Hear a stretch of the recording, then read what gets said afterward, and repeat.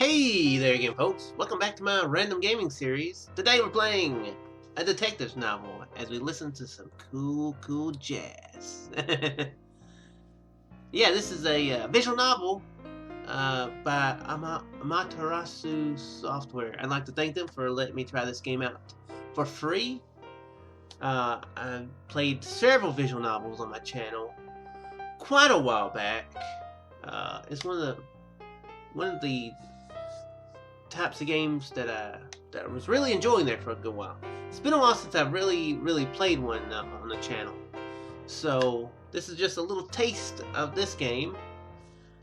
This won't be a full Let's Play. Not saying this won't be a full Let's Play later, but at the moment it's just a one-off video trying the game out, see what it's like. And I believe this game was made in Renpy. Oh, apparently you can use a joystick. Wow. That's cool. Actually, I like that. Can you actually really? Oh, you really can. That's cool. I like that. It makes sense if you don't want to, sit at your desk, playing this. If you want to just sit back, relax, and just read and experience it, then you can do that. That's cool. I like that. I actually played visual novels like that before. Tried out a couple and had my mouse pulled back. I was just clicking through it, So that's actually a pretty cool idea. I would use my controller if it had been an option. But anyway, let's get into it. This is supposed to be kind of like a detective game, as best as I can guess. Which is a major guess since it has a detective in it. Duh. November 1945.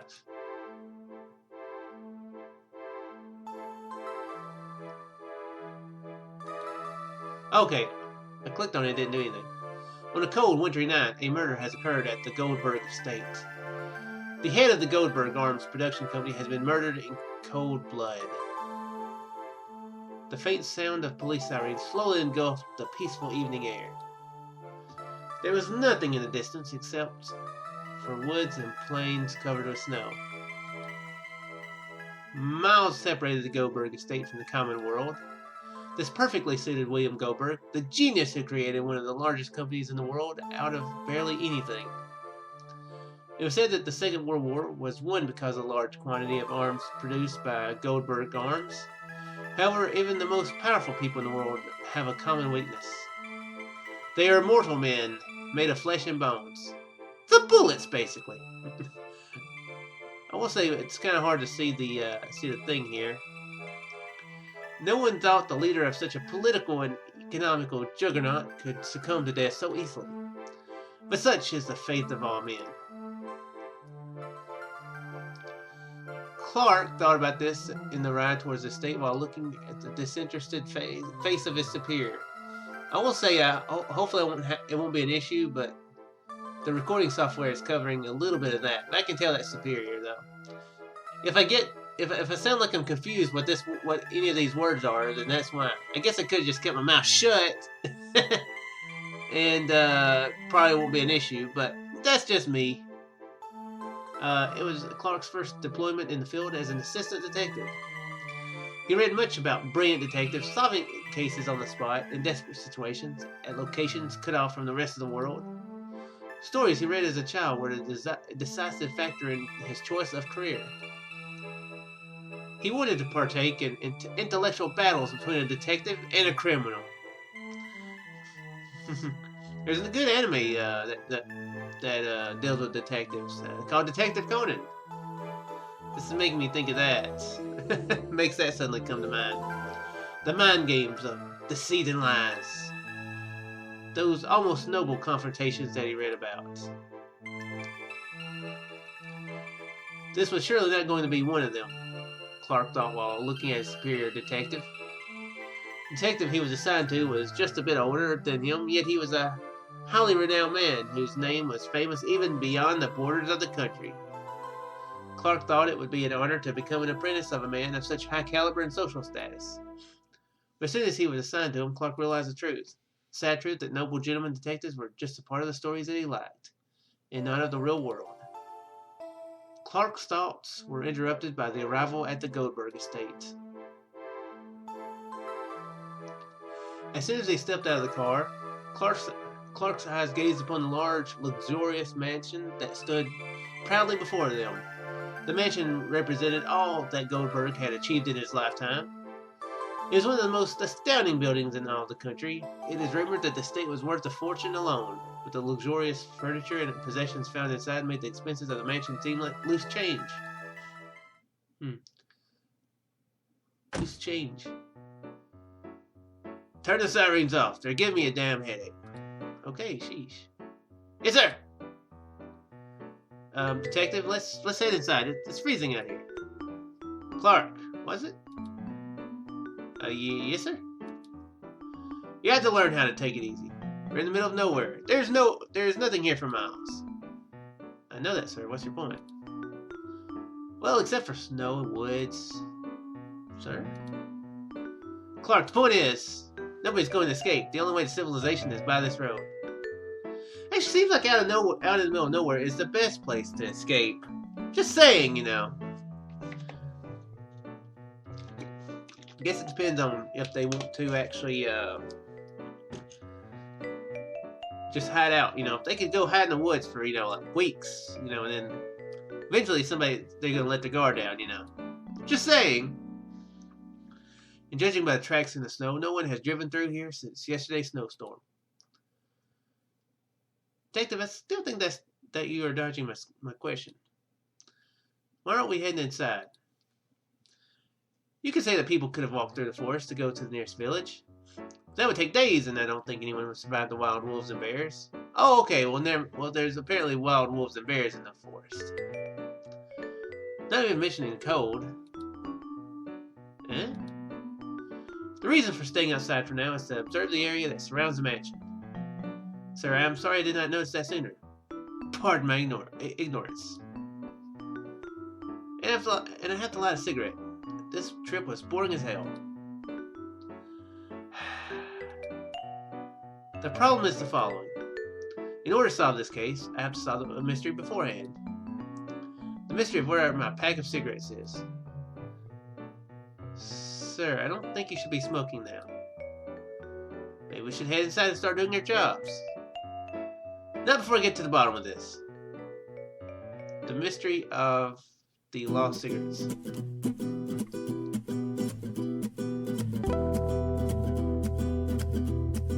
Wait, so who am I playing as? Am I playing as Knox or Clark? I thought I was playing as Clark.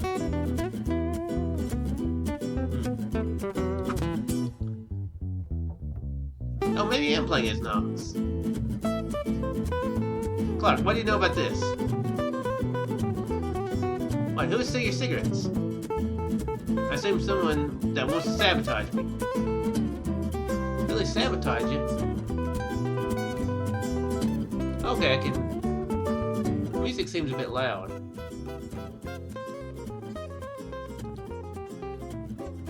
You're hiding something, Clark. I didn't even know that you smoked before you just mentioned it. You're lying. We just drove all the way here. You must have noticed the sweet smell of tobacco on me. That sweet, sweet smell. Oh, yeah, sweet smell. Well, I wouldn't describe it as a sweet smell. That's my question. That's an order. Maybe you left him home? As if. Tough to break, aren't you? It's time to solve this.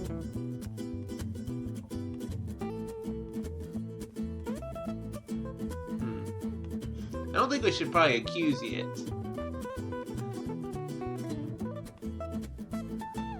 Let's analyze the drive to this place. If we do that, we can probably figure out where the cigarettes are. Let's analyze the drive to this place. What do you mean? There were 3 people in the car. Me, you, and Robert. That's right. If I remember correctly, the last time I saw my smokes was just before we got in the car to get here. By the way, I saw that in the preference options there were a voice. So I wonder if there's voice volume. So I was thinking there might be voices in the game.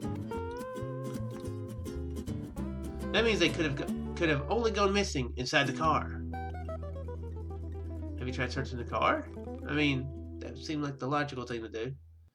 It's either Robert or you. However, Robert was driving the whole time. Have you searched your pockets? Therefore, the only one that had time to pull this crime was you. That's ridiculous. Why do you prefer the idea of someone stealing your cigarettes rather than you simply losing them by accident? Accidents, coincidences, there are no such things in life, as every accident has a culprit behind it. He lives a very exciting life. Or at least he makes it feel that way to himself. It's kind of stupid. Never mind that, I can prove that you stole them. Please tell me. I can see that you're one of those people who try to preserve the environment. Therefore, you would never throw my pack away.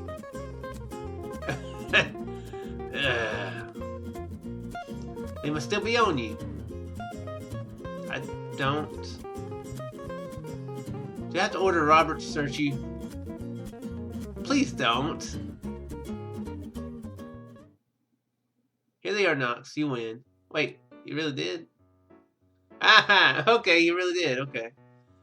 The chief asked me to help you cut down smoking. Thank you, and don't listen to Chief anymore. That's your first order. Wow! What a conflict of interest. His second-in-command told him not to listen to his first-in-command. Wow.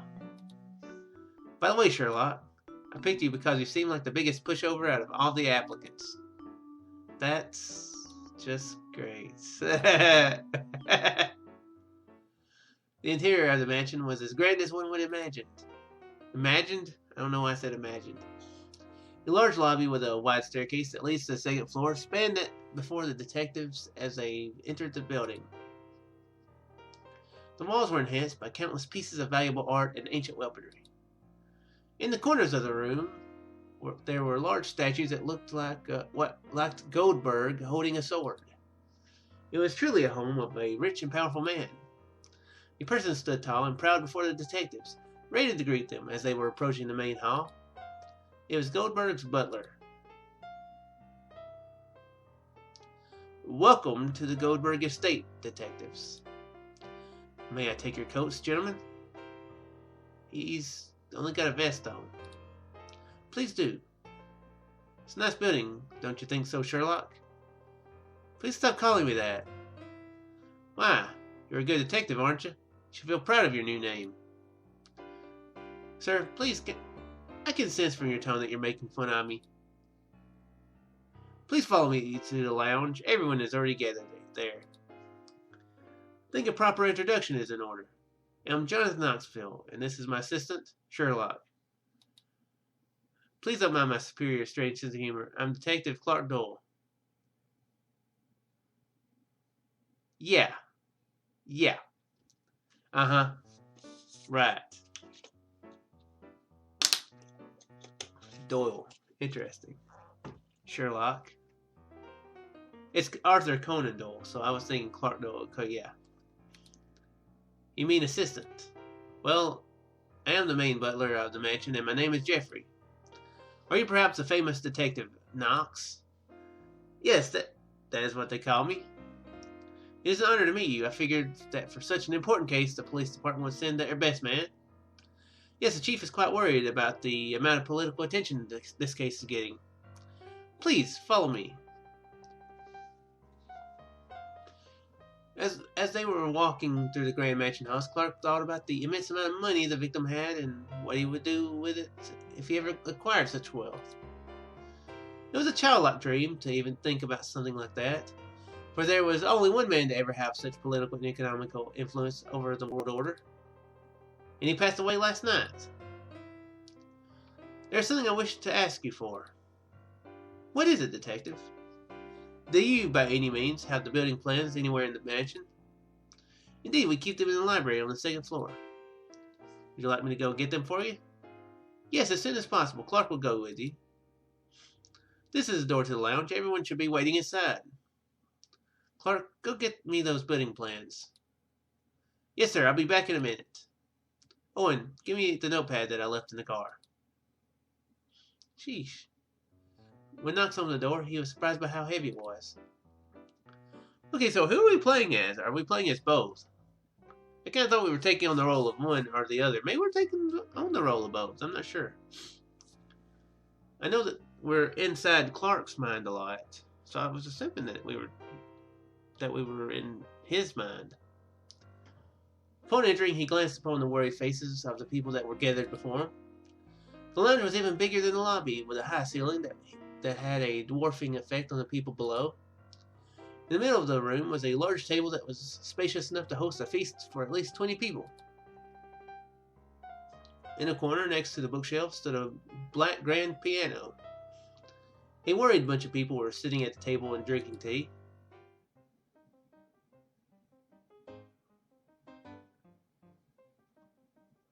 Rosenthal! Finally, the police have arrived. I'm Ivan Rosenthal, son of William Goldberg. I'm Detective John de Knoxville. I was sent to investigate the circumstances that led to the death of Mr. Goldberg. Pardon my curiosity, might you be the famous Detective Knox? Yes, that would be me. Does that present a problem for you? No, don't get the wrong idea. I am pleased that such a famous detective was sent to solve this case. Okay, that's his wife, I'm assuming. Thankfully, if the stories are true, you will be able to solve this case in just a day. And you are? Oh, where are my manners? I'm Miss Goldberg, the wife of the deceased. Pleased to meet you, Detective Knox. Don't be rude, Alex. Call the person by his name. Sorry, Mother. Okay, so that's the daughter. It's fine. I take my nickname proudly since I have done more than enough to earn it. And this guy makes me think of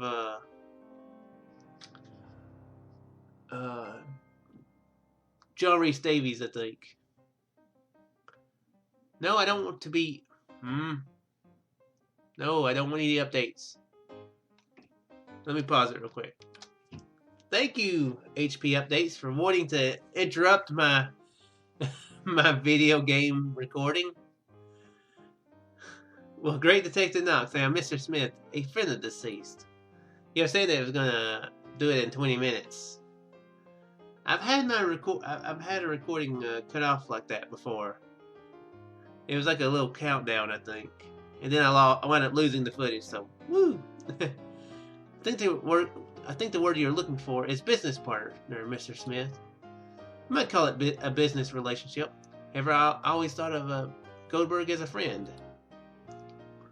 I agree with Mr. Rosenthal. Friendship and business should be kept separate. A relationship is bound by money is not the same as friendship. Nevertheless, I knew him quite well. Therefore, I could say one thing. I was the closest person to him, not counting his kin. So yes, we were friends. Do not tarnish the memory of my friend. Don't misunderstand. I wasn't trying to do anything like that. Sure, you just wanted to take the company, right? Don't you dare say something like that to my face, you bastard. Well, say what you want. The fact is that you are here for your father's company. I'm sensing some motives. Some motives, I see. Let's get back to the point. Can you briefly describe how you found Mr. Goldberg? I went to speak with my husband yesterday evening, and when I knocked on the door, no one answered. My husband usually doesn't go to bed until midnight. Therefore, around 11, I thought he was still awake, reading. So what did you do then? I knocked some more and called his name. After a while, I got afraid that something was wrong, so I decided to call Jeffrey. That's the butler, right? Yes, he has a master key, so he can open every door in the mansion. He can open every door in the mansion, giving him access to the murder room. I see. And where was the butler at that time? He was cleaning the staircase at the entrance hall because of all the guests that arrived that evening. As you can see, it was snowing hard, so the entrance hall was full of dirt and snow from their shoes. When I asked him for the master key, he went to get it, but unfortunately could not find it. What do you mean? Don't you have another key for the door? No, the only key that can unlock my husband's room was the master key, so it wasn't in its usual place. I'm guessing besides the one he kept on him, right? So the butler lost it. I don't think so. He served us well for many years and has always been very careful about handling the master key. However, you will have to clear that with him. So how did you get into Goldberg's room then? We called my husband's name for a while, and then I ordered Jeffrey to break the door. I heard them trying to break the door from my room, so I rushed there to see what was going on. When we got in, we found he was laying on the bed. At first I thought he was sleeping,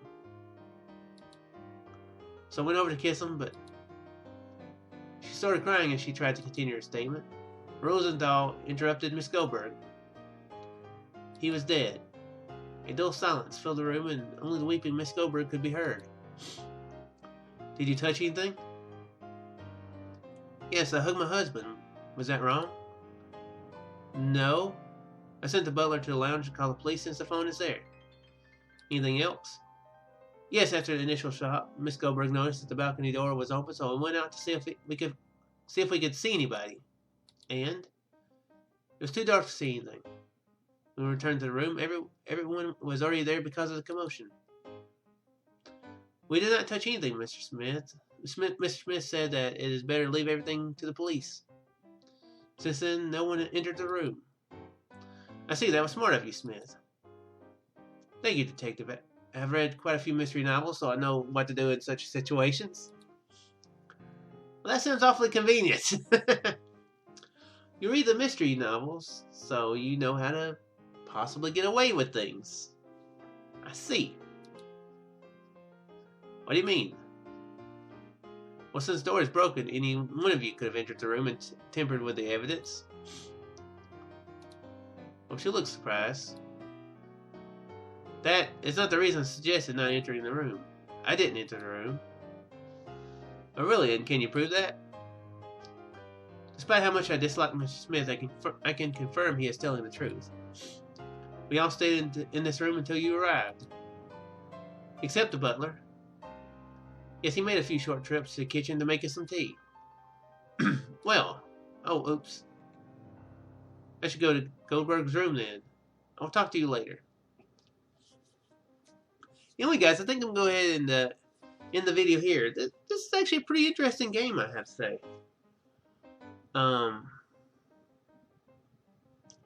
Seems like they're setting up a pretty good plot here. And from the bit where you were trying to solve who stole the cigarettes, looks like you have to actually solve it, you know. Meaning you can't just. It's not like a kinetic visual novel, you know, where you just read the story. You have to actually solve the story. So that sounds interesting. I did glance, and it did seem like there were multiple endings. You know, I guess based on how well you solved the case. So yeah, definitely seems like a cool game. Art style is definitely different. So many of these games that are anime. Not that there's anything wrong with anime. I like anime, but it's definitely interesting, a visual novel that's not anime styled. And backgrounds are pretty interesting too. Writing seems like it was good. I saw one grammatical error in the very beginning. I didn't mention it, but it does seem like it's pretty well written. Looks like it's got a good assortment of characters. So yeah, this game looks interesting. I may have to give it some more playtime sometime. If this game seems like something you would like to see on my channel, there's a pretty decent chance that visual novels are going to come back onto the channel at some point, possibly soon. So this is an option at some point. Probably not from what I'm going to play first, but yeah, it could happen. So let me know if this game would be something you'd like to see more of later. Anyway, I do hope everybody enjoyed. If you liked the game, check out the description below. The link to the game will be there for you to get, for you to check out if you do want to see more of the game. And yeah, I'll see you guys in the next random game. Farewell.